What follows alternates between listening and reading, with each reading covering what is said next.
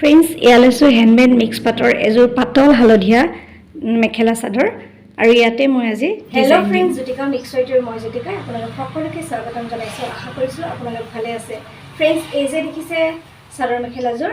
এইযোৰ আচলতে মই কণ্ট্ৰাষ্ট কৰি পিন্ধিছোঁ যদিও এইযোৰ সম্পূৰ্ণ এযোৰ চাদৰ মেখেলা মাত্ৰ এখন দুপাট্টাৰ পৰা বনোৱা এযোৰ চাদৰ মেখেলা একদম কম সময়ত কম খৰচত বনোৱা এযোৰ কাপোৰ আৰু খুব মৰম লগা হৈছে কাপোৰযোৰ ইয়াৰ চাদৰখন এইখন আপোনালোকক পাৰি পেলাই দেখুৱাম আৰু দহি বটা নাই ইয়াত ধুনীয়া এয়া কিনিবলৈ পোৱা এইটো ধুনীয়া ডিজাইনৰ এটা লেচ লগাই দিছোঁ ইয়াতে চাওকচোন ইউনিক লাগিছে নহয়নে কাপোৰযোৰ আৰু এনেকৈ আপোনালোকে কণ্ট্ৰাষ্ট কৰি পিন্ধিব পাৰে মই ব্লাউজটো গুলপীয়া পিন্ধি ইয়াত যিহেতু গুলপীয়া ফুল আছে মেখেলাখনো গুলপীয়া পিন্ধি পেলাই দেখুৱাইছোঁ আৰু ইয়াৰ মেখেলাখন দেখুৱাওঁ ৰ'ব কাপোৰযোৰত মেখেলাখন এনেকৈ দিছোঁ এয়া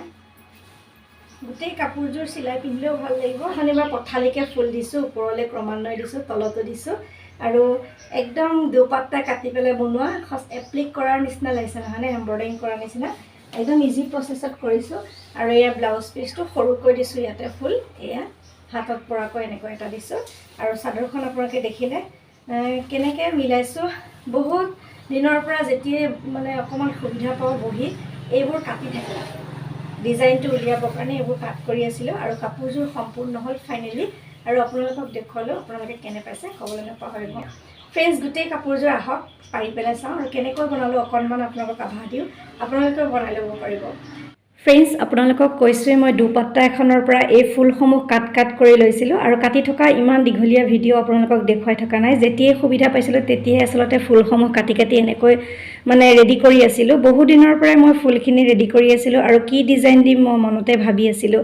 আৰু এটা ইউনিক লুক দিছোঁ কাপোৰযোৰত আপোনালোকে চাওক চিম্পল যদিও এযোৰ আনকমন কাপোৰ আৰু ইয়াত থকা যিখিনি পাটৰ অংশ সেই সৰু ফুল পাত ডাঙৰ ফুল সকলোবোৰ এখন চুন্নিৰ পৰা কাটি ছেপাৰেট কৰি লৈছিলোঁ আৰু ইয়াতে ডিজাইনৰ চিন্তা কৰিছোঁ অৱশ্যে যেতিয়া ডিজাইনটো দিয়া নাথাকে তেতিয়া মাথা মাৰিব লগা হয় বা চিন্তা কৰি এটা ডিজাইন কৰিব লগা হয় যেতিয়া ডিজাইনটো কৰি সকলোৰে আগত উলিয়াই দিয়া হয় তেতিয়া সকলোৰে বাবে একে সহজ হৈ পৰে নহয়নে আৰু এয়া চাওকচোন ফ্ৰেণ্ডছ এই দুপাট্টাখনৰ মানে ফুলসমূহ একেবাৰে কাটি নাইকিয়াই কৰি পেলালোঁ ফুলৰ পাতসমূহো কাটিলোঁ ফুলসমূহো কাটিলোঁ সৰু ফুল ডাঙৰ ফুল এনেকৈ ৰেডি কৰি ল'লোঁ একেবাৰে সহজ পদ্ধতিৰে কৰিছোঁ তথাপি কিন্তু ডিজাইনটো কিছু চিন্তা কৰিব লগা হৈছে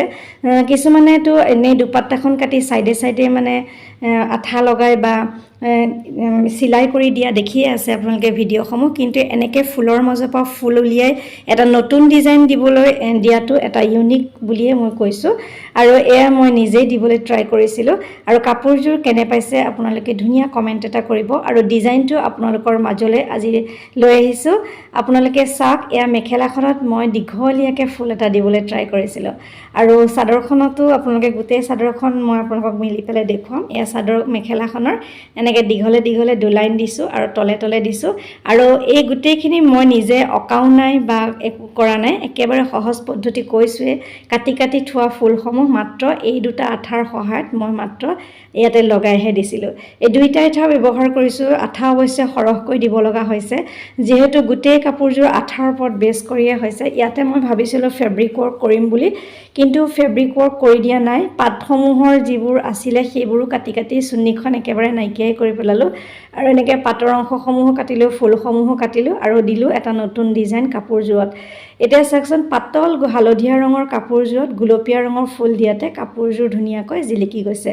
অকণমান বাৰু মই পাটৰ পাত কটা এয়া আপোনালোকক দেখুৱাই দিম বাৰু এয়া ফুলৰ অংশসমূহ আপোনালোকে দেখিলে কাট কৰি দিছোঁ আৰু পাতসমূহো এনেকৈ উলিয়াই লৈছিলোঁ যেতিয়াই তেতিয়াই মই মানে কাম কৰি থাকোঁ এই কাপোৰযোৰ কৰোঁতে বহুদিনেই লাগিলে যিহেতু এই ফুলসমূহ মই মানে কেনেকৈ চিন্তা কৰি আছিলোঁ কেনেকৈ মানে দুখন নোহোৱাকৈ এখন চুন্নি পাই কেনেকৈ এযোৰ কৰিব পাৰোঁ সেইকাৰণে এই পাতসমূহ কাটি এয়া আকৌ এটা নতুন ডিজাইন চিন্তা কৰি ইয়াতে লগাই দিলোঁ এতিয়া সকলোৰে বাবে সহজ হৈ গ'ল কিন্তু যেতিয়া প্ৰথম কৰা যায় তেতিয়া অকণমান চিন্তা কৰিব লগা হয় নহয়নে আৰু এয়া চাওকচোন এনেকৈ মিহিকৈ সৰু সৰুকৈ পাতসমূহ মই চুন্নিখনৰ সেই মানে নেটৰ সেই অংশসমূহৰ পৰা কাটি কাটি লৈছিলোঁ আৰু আঠা লগাই লগাই যোৱা সেই ভিডিঅ'সমূহ মই ইমান কৰি থকা নাই যিহেতু এটা সময়ত কাপোৰযোৰ মই কৰা নাই বিভিন্ন সময়ত মই কাপোৰযোৰ কৰিছিলোঁ অলপ অলপ কাম কৰোঁ আকৌ থৈ দিওঁ এনেকুৱা হয় একেলেঠাৰে লাগিও থাকিব নোৱাৰোঁ ঘৰত যথেষ্ট কাম থাকে নহয় জানো আৰু এয়া চাওকচোন এযোৰ অৱশ্যে কোনেও অৰ্ডাৰ দিয়া নাই মোৰ মনলৈ অহা এটা ধুনীয়া ডিজাইন মই আপোনালোকৰ মাজতহে মাত্ৰ শ্বেয়াৰ কৰিছোঁ যদি ভাবে কোনোবাই অৰ্ডাৰ কৰোঁ বুলি কৰিব পাৰে একো কথা নাই আৰু নকৰিলেও মই এযোৰ নিজে পিন্ধিম আৰু কাপোৰযোৰ আপোনালোকক দেখুৱালোঁ আপোনালোকে কেনে পাইছে ধুনীয়া কমেণ্ট এটা কৰি ক'বলৈ নাপাহৰিব এনেকৈ ফুলখিনি পাৰি লোৱাৰ পিছত প্ৰথমতে এপাহ এপাহ ফুল কৰি গোটেই কাপোৰযোৰ মই পাৰি লৈছিলোঁ তাৰপিছত যেতিয়া পাতৰ অংশসমূহক কাটিলোঁ তেতিয়া আকৌ ডিজাইনটো সলনি হৈ গ'ল এয়া মেখেলাখনত এনেকৈ ডিজাইন দিলোঁ তাৰপিছত অৱশ্যে ইয়াত লেছ মানে মাইকা আৰু ইয়াত পাথৰ লগাব পাৰে বা ধুনীয়া ডিজাইন কৰিও দিব পাৰে ধুনীয়াকৈ ফেব্ৰিক কৰি মই ফেব্ৰিক কৰিম বুলি ভাবিছিলোঁ কিন্তু আকৌ যেতিয়া পাতখিনি কাট কৰি ল'লোঁ সেইকাৰণে ফেব্ৰিক কৰা চিন্তা নকৰিলোঁ আৰু এনেকৈ মেখেলাখন কৰিলোঁ চাদৰখনটো আপোনালোকে দেখিছে আৰু ইয়াতে শেষত মই পাথৰ লগাই দিম ফ্ৰেণ্ডছ এনেকৈ পাতসমূহ সেয়া কাটি কাটি লৈছিলোঁ আপোনালোকক দেখুৱাই ল'লোঁ আৰু এনেকৈ গোটেই চাদৰ মেখেলাযোৰ পাকাত পাৰি ডিজাইন দিছিলোঁ প্ৰথমতে এনেকৈ এপাহ এপাহ ফুল দিম বুলিয়ে ভাবিছিলোঁ কিন্তু পিছলৈ পাতখিনি পোৱাৰ পিছত আকৌ এনেকৈ পাত দি দি এটা ধুনীয়া ডিজাইন দিবলৈ ট্ৰাই কৰিলোঁ আৰু ইয়াত চাওকচোন মেছৰ পৰা অনা এটা ধুনীয়া লেছ আৰু এই লেছডাল মই ইয়াতে দহি কাম নকৰোঁ লেছডালে মাত্ৰ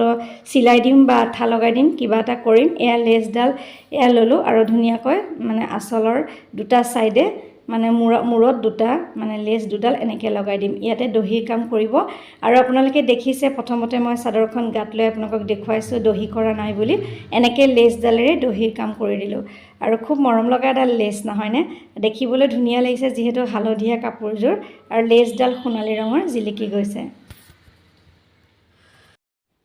ফ্ৰেণ্ডছ তাৰপিছত আঠা লগাই হোৱাৰ পিছত ইয়াতে সৰু সৰু এনেকৈ পাথৰ কিনিবলৈ পোৱা যায় পেকেট এয়া পাথৰ পেকেটৰ পৰা এটা এটা পাথৰ লৈ তলত এটা এটাকৈ লগাই দিছিলোঁ আৰু এটা ধুনীয়া মানে লুকছ এটা আহিছে এটা এটা পাথৰ লগাই দিওঁতে জিলিকি গৈছে আঠাটোৰ সহায়তে পাথৰখিনিও লগালোঁ আপোনালোকক ইমান ভিডিঅ' কৰি দেখুৱাই থকা নাই তথাপি এয়া পাথৰ এটা এটা লগাই দিলোঁ সেইখিনি আপোনালোকক দেখুৱালোঁ এতিয়া আপোনালোকে চাওক কাপোৰযোৰৰ ফাইনেল লুকটো আৰু ধুনীয়া কমেণ্ট এটা কৰিব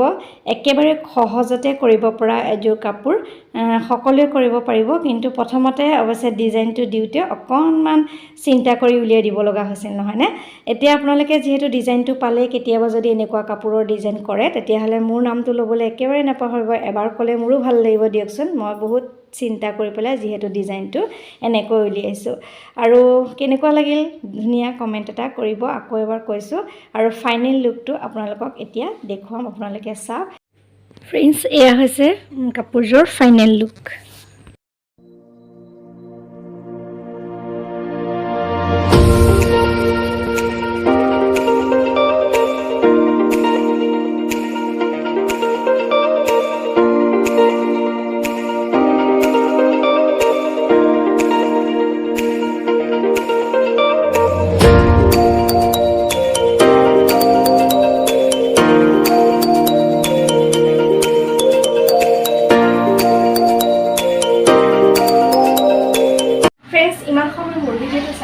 অশেষ ধন্যবাদ জনাইছোঁ আজিলৈ আহিছোঁ পুনৰ নতুন কাম লৈ আকৌ অহাৰ প্ৰতিশ্ৰুতিৰে মই জ্যোতিকা সকলোৰ পৰা বিদায় লৈছোঁ নমস্কাৰ সকলো সুস্থ থাকক ভালে থাকক তাৰেই কামনা কৰিছোঁ